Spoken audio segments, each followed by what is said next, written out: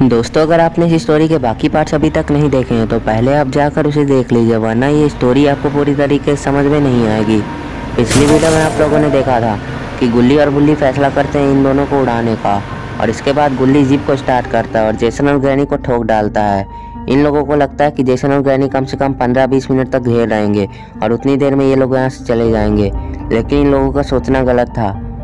तभी जेसन को होश आ गया और वो काफ़ी ज़्यादा गुस्से में था, इसलिए जेसन अपनी तलवार से गुल्ली बुल्ली के जीप पर हमला करता है, लेकिन वो तलवार सीधे जाकर शॉन के स्कूटर के टायर में लगती है, जिससे शॉन का एक्सीडेंट हो जाता है और गुल्ली बुल्ली बिना उसे देखे ही आगे चले जाते हैं। जेसन शॉन को गिरा हुआ देखकर काफ़ी ज़्यादा खुश होता है और तभी देखते ही देखते ग्रैनी को भी होश आ जाता है और वह जेसन के पास आकर खड़ी हो जाती है और इसके बाद ये दोनों शॉन के पास जाने लगते हैं काफ़ी तेज़ी से, और जेसन काफ़ी ज़्यादा गुस्से में है, वो शॉन को छोड़ेगा नहीं। जेसन शॉन के पास जैसे ही पहुंचता है वो जेसन शॉन को घूरने लग जाता है और तभी देखते ही देखते वो शॉन को अपने हाथ में उठा लेता है। शायद अब ये शॉन को मारने वाला है और शॉन जेसन के हाथ में है और शॉन चिल्लाने लगता है कि गुल्ली बुल्ली मुझे बचाओ बचाओ, लेकिन गुल्ली बुल्ली को इसकी आवाज़ सुनाई नहीं देती, लेकिन फिर भी शॉन लगातार चिल्ला रहा होता है कि किसी तरह से गुल्ली बुल्ली को इसकी आवाज़ सुनाई दे दे और वो लोग इसे बचाने के लिए यहाँ पर आ जाएं। और तभी शॉन चिल्लाता रहता है और तभी बुल्ली को शॉन की आवाज़ सुनाई दे देती है और ये आवाज़ सुनकर बुल्ली गुल्ली से बोलता है, गुल्ली गाड़ी रोको, शॉन को उन लोगों ने पकड़ लिया, हमें शॉन को बचाना होगा, जल्दी से गाड़ी रोको वरना वो दोनों मिलकर शॉन को मार डालेंगे, रोकते क्यों नहीं हो तुम गाड़ी। और इसके बाद बुल्ली से कहता है कि बुल्ली मैं गाड़ी नहीं रोक सकता, अब अगर शॉन को हमें बचाना है तो हमें बाबा के घर पर चलना होगा, क्योंकि अगर हमने गाड़ी रोकी तो वो दोनों हमें भी पकड़ लेंगे, क्योंकि हम लोग उन दोनों का कुछ भी नहीं बिगाड़ सकते, इसलिए अब चलो बाबा के घर।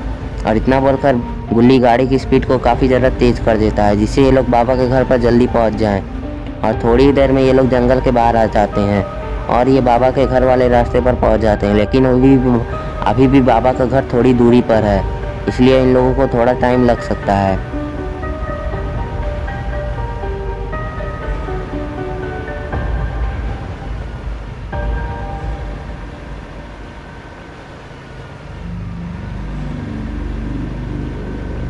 और थोड़ी ही देर में ये लोग बाबा के घर पर पहुंच जाते हैं। ये दोनों जैसे ही बाबा के घर पर पहुंचते हैं, गुल्ली गाड़ी को बाबा के घर के बाहर खड़ा करता है और फिर ये लोग तो जीप से उतर जाते हैं और फिर ये लोग बाबा के पास जाने लग जाते हैं।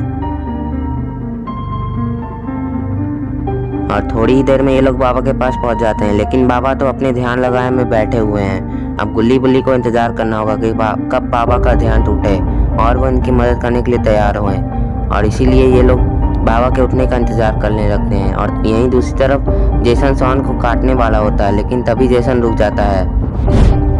आखिर जेसन रुक क्यों गया? अरे ये क्या, ये तो ग्रैंडपा है। ग्रैंडपा आते ही जेसन से बोलते हैं, जेसन रुक जाओ, अभी नहीं काटना है इसे। और ये सब सुनकर जेसन ग्रैंडपा से बोलता है कि अभी क्यों नहीं काटना है, मैं तो अभी काटूंगा। और ये सब सुनकर ग्रैंडपा गुस्सा हो जाते हैं और वो जेसन से बोलते हैं, अभी इसे नहीं काटना है, मैंने अभी कुछ और लोगों को बुलाया है, जब वो लोग आ जाएंगे तब मैं खुद इसे मार डालूंगा और फिर हम लोग पार्टी करेंगे। जैसे इन लोगों ने ग्रैनी का बर्थडे ख़राब किया था, उसी तरह से हम लोग बाबा का बर्थडे ख़राब करेंगे। तो दोस्तों, क्या होगा अब शॉन का, और क्या शॉन इन तीनों से बच पाएगा, या फिर ये लोग शॉन को मारकर पार्टी करेंगे? ये सब हम देखेंगे नेक्स्ट पार्ट में।